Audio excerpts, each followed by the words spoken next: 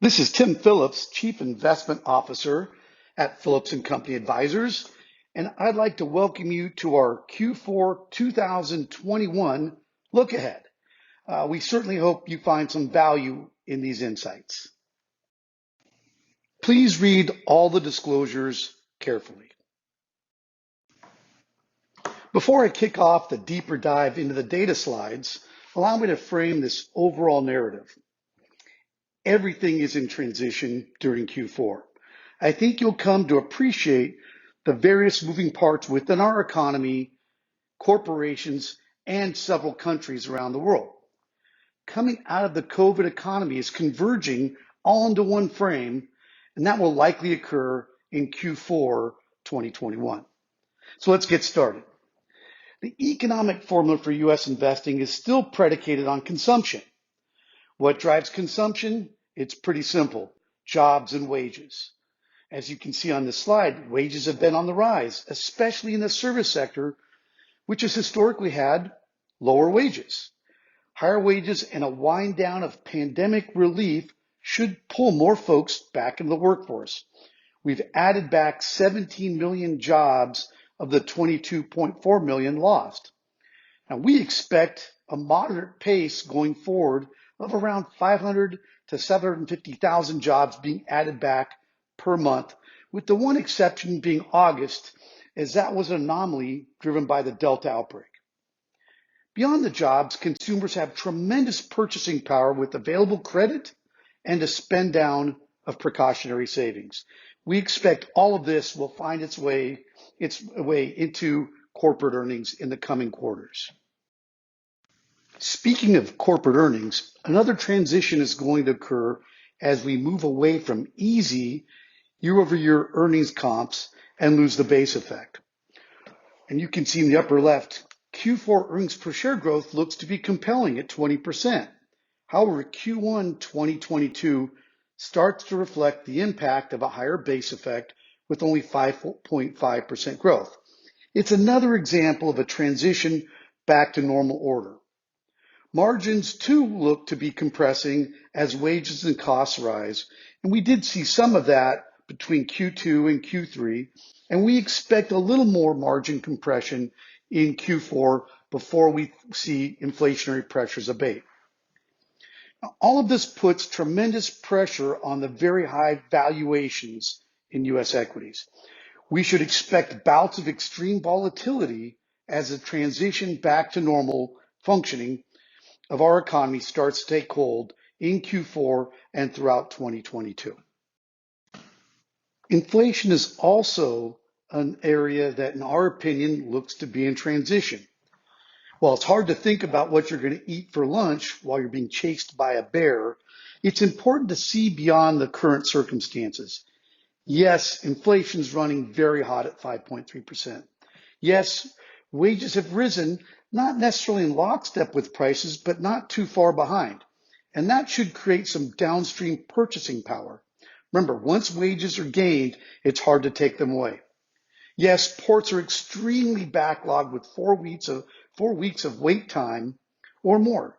Containers, rail systems, trucks are all needing places to store goods, especially since the U.S. economy pivoted back to consuming more services than just goods during the lockdown phase. That's why we expect inflationary pressures to abate starting in Q4 2021 and normalize back towards Federal Reserve targets around 2% in 2022. We believe there'll be a normalization between goods consumption and service consumption, and we should see all this backlog lift. Valuations around the world are rich. There's a lot of data on this slide, but the simple fact is almost everywhere we look for equity returns, we'll find high valuations, with the exception of China, and I'll talk about that a little later. The problem with high valuations are they don't necessarily suggest a crash in prices, but could suggest muted returns on a prospective basis. For example, instead of getting 8% returns on large cap stocks, you might only get 5% going forward. I think the dot plot suggests just that if history is our guide. So what do? I think you reflect on your target rates of return in light of your plan and see if you have the patience to stick to long-term investing principles. The next transition will be in Federal Reserve monetary policy. The Fed signaled they would begin tapering their asset purchases of both treasuries and mortgage-backed bonds this quarter.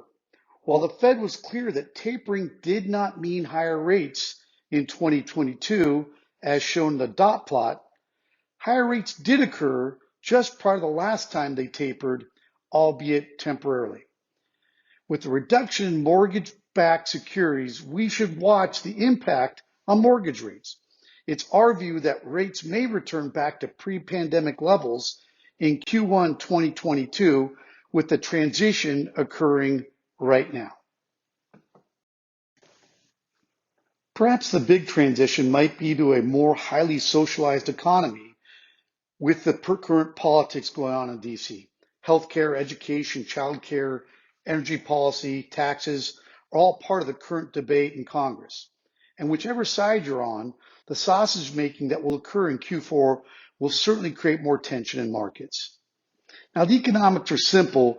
With the current proposal that might in fact be reduced dramatically, either way, it still creates a need for the government to borrow hundreds of billions of dollars beyond the tax measures to pay for their proposals. With debt to GDP at near all-time highs, this complicates our borrowing needs. While we strongly believe Congress will extend the debt ceiling, a credit downgrade might occur again if they push this to the last minute.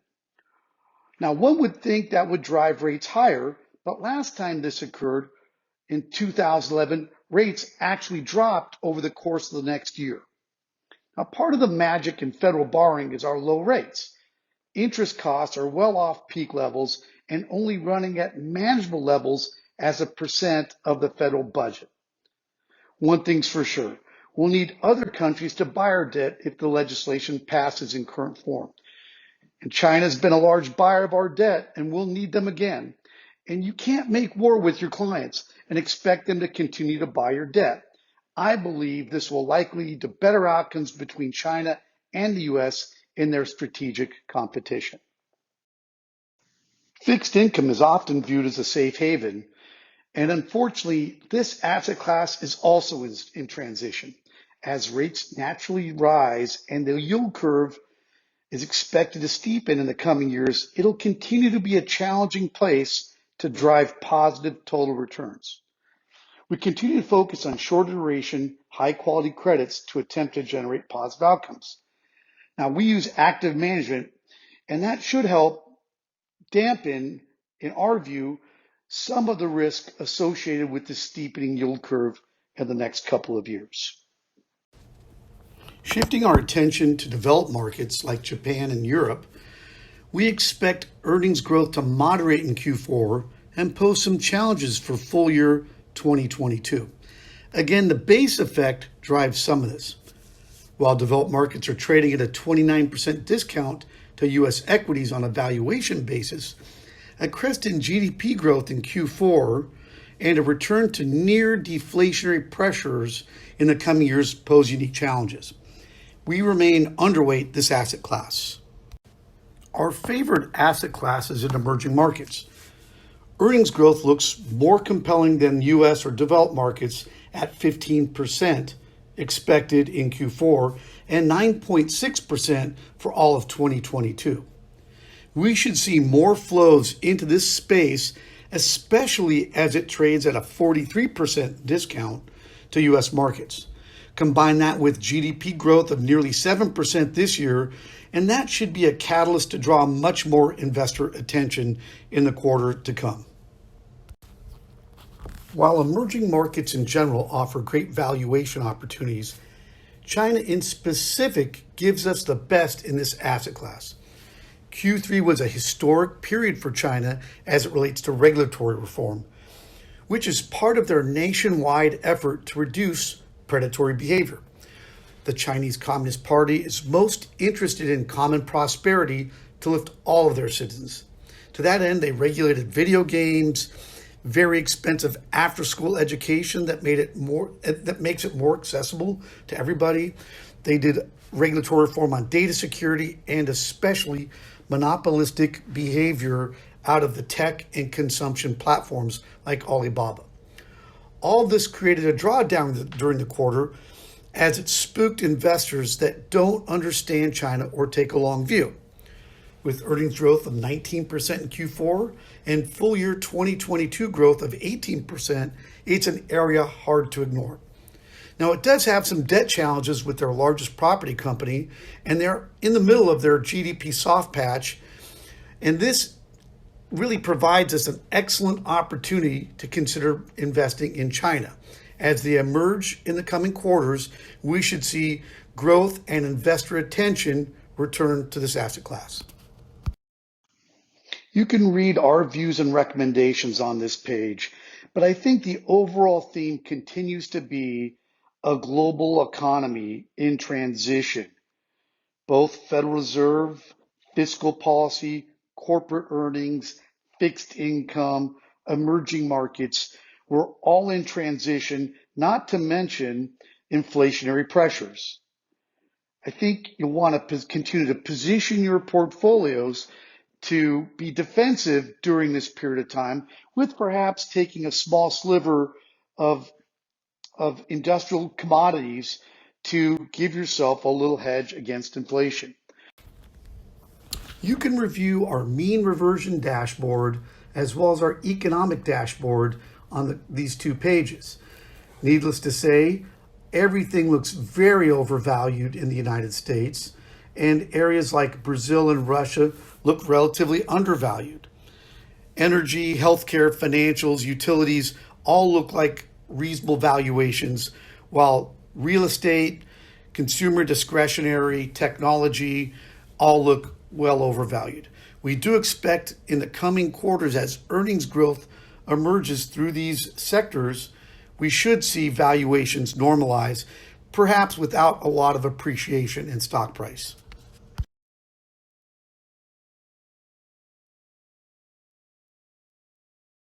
I'd like to thank you for taking your time and attention to get an update on our views of Q4 2021. Of course, if you have any questions, please email me at the link below or connect with your advisor.